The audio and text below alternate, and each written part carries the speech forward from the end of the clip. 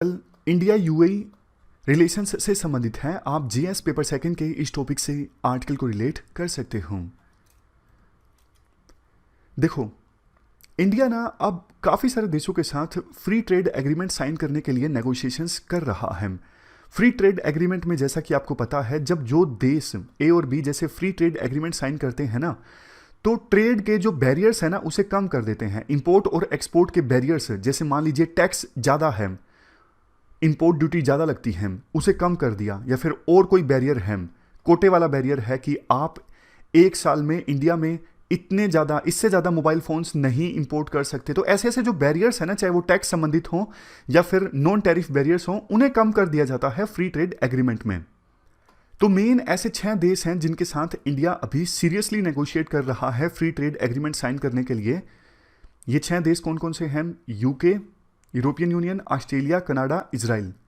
इस लिस्ट में देखो सबसे टॉप पर है यूएई। कहा यह जा रहा है यूएई के साथ फ्री ट्रेड एग्रीमेंट के मामले में जल्द ही एक early harvest deal India sign कर सकता है। अर्ली हार्वेस्ट डील आप समझते हो ना, जैसे फसल अगर पूरी नहीं पकी है तो जितनी पकी है उसको तो काट लो ना।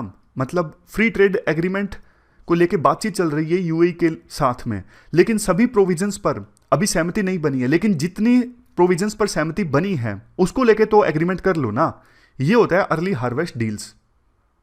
यूएई ने भी 2021 में सितंबर में ये अनाउंस किया था कि यूएई 8 देशों के साथ में बायलैटरल इकोनॉमिक अरेंजमेंट साइन करना चाहता है। वो लिस्ट इस प्रकार से थी: India, UK, Turkey, south Korea, Ethiopia, Indonesia, Israel, Kenya. UAE का लक्ष्य था इन 8 देशों के साथ में बायलैटरल इकोनॉमिक अरेंजमेंट यानी कि फ्री ट्रेड एग्रीमेंट साइन किया जाए 1 साल के अंदर अंदर। यूएई देखो पूरे वर्ल्ड में, ना सिर्फ मिडिल ईस्ट में बल्कि पूरे वर्ल्ड में एक ग्लोबल इकोनॉमिक हब के रूप में इमर्ज होकर आया है। यूएई की लोकेशन काफी ज्यादा स्ट्रेटेजिक है। यूएई देखो बीचों बीच पड़ता है पूरे वर्ल्ड में, काफी स्ट्रेटेजिक लोकेशन है यूएई की। पहले तो देखो ये तेल पे डिपेंड करते थे अपनी इकोनॉमी चलाने के लिए, मतलब ज्यादातर इनका जो रेवेन्यू आता था वो तेल बेच के आता था। लेकिन 2012 के बाद से इन्होंने नॉन हाइड्रोकार्बन सेक्टर्स पर फोकस करना स्टार्ट कर दिया, जैसे फाइनेंशियल सेक्टर। दुबई जो है वो आज के समय में एक पूरे वर्ल्ड में मेजर फाइनेंशियल सेंटर है। देखो ये बात सच है कि आज भी हाइड्रोकार्बन सेक्टर जैसे तेल वगैरह ये यूएई की इकोनॉमी में काफी कंट्रीब्यूट करते हैं। लेकिन यूएई में आज के समय में सर्विस सेक्टर और मैन्युफैक्चरिंग सेक्टर में काफी ज्यादा मजबूत हो गया है। सर्विसेज सेक्टर के अंदर financial services, wholesale and retail trade, real estate, business services, ये यूएई की इकोनॉमी में मेजरली कंट्रीब्यूट करते हैं।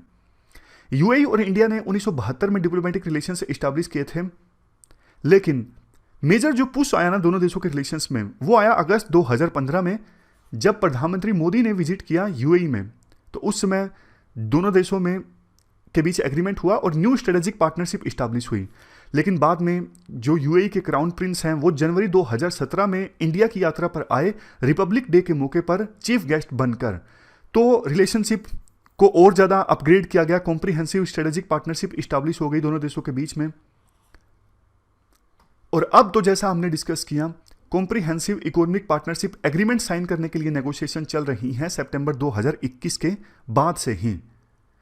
इंडिया और यूएई दोनों जिस मौके पर ये comprehensive economic partnership agreement sign करेंगे ना, बेशक पूरा एग्रीमेंट साइन ना हो, अर्ली हार्वेस्ट डील हो जाए, लेकिन मौका बिल्कुल ठीक है। क्यों? क्योंकि देखो अभी इंडिया और यूएई के बीच में मर्चेंडाइज यानी गुड्स का जो टोटल ट्रेड होता है उसकी वैल्यू है 52.76 बिलियन यूएस डॉलर्स। ये 2021-22 में सिर्फ पहले 9 मंथ्स का डेटा है, बाकी लास्ट के 3 महीने का डेटा तो इसमें ऐड भी नहीं हुआ है। आज के समय में यूएई इंडिया का 3rd लार्जेस्ट ट्रेडिंग पार्टनर है। एम ये है कि ट्रेड एग्रीमेंट के साइन होने के बाद में पहले 5 सालों के अंदर अंदर जो मर्चेंडाइज ट्रेड है उसे 100 बिलियन डॉलर्स तक लेके जाना है। मर्चेंडाइज ट्रेड मतलब गुड्स का ट्रेड, और सर्विस जो ट्रेड होता है सर्विस सेक्टर का, उसे 15 बिलियन डॉलर्स तक लेकर जाना है।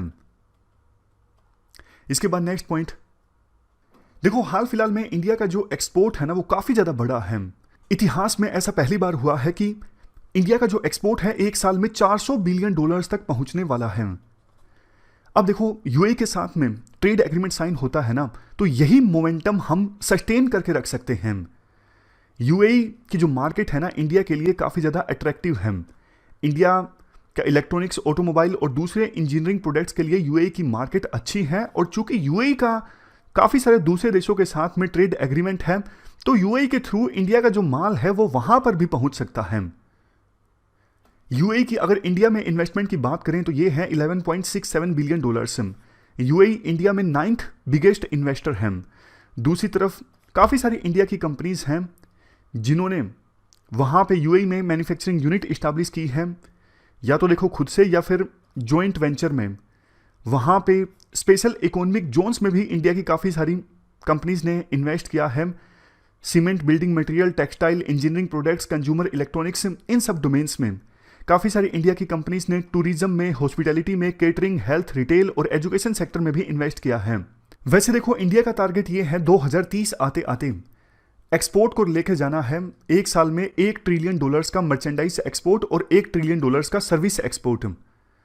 तो वही बात फिर से कि यूएई इंडिया को इस टारगेट को अचीव करने में मदद कर सकता है अगर यूएई के साथ अच्छा सा फ्री ट्रेड एग्रीमेंट साइन होता है। और जैसा हमने डिस्कस किया, यूएई के ना गल्फ कोऑपरेशन काउंसिल में जो देश आते हैं जैसे Saudi Arabia, Kuwait, Bahrain, Oman, इनके साथ में काफ़ी स्ट्रॉन्ग इकोनॉमिक टाइज हैं और कॉमन मार्केट है। इन देशों के साथ में कॉमन कस्टम यूनियन भी है। तो यूएई के साथ फ्री ट्रेड एग्रीमेंट का साइन होना मतलब इन देशों की मार्केट का लाभ भी इंडिया को मिलेगा। लास्ट में एक चैलेंज की बात बोली जाती है।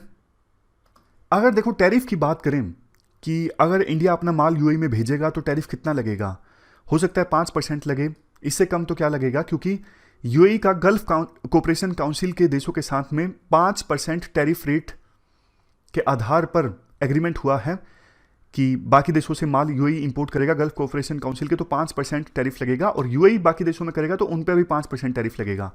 तो इसमें तो ज़्यादा स्कोप है नहीं नेगोशिएशन का, इससे कम यूएई जा नहीं सकता।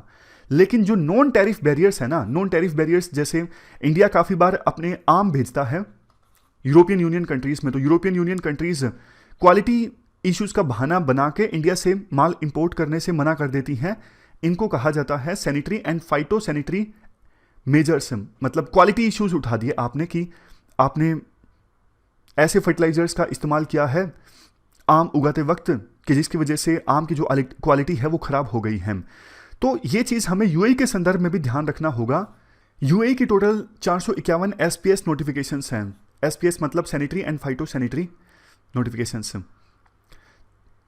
ये मेनली देखो live poultry, meat, processed food, इनसे संबंधित हैं। इसके अलावा 534 टीबीटी नोटिफिकेशंस भी हैं यूएई की। टीबीटी मतलब technical barrier to trade. Technical barrier to trade जैसे आपने कह दिया कि आप यूएई में तब एक्सपोर्ट कर सकोगे जब आप सर्टिफिकेशन लोगे, या फिर कोई और ऑब्जेक्शन उठा दिया जाता है टेस्टिंग को लेके, हम टेस्ट करेंगे फिर आप एक्सपोर्ट कर सकते हो।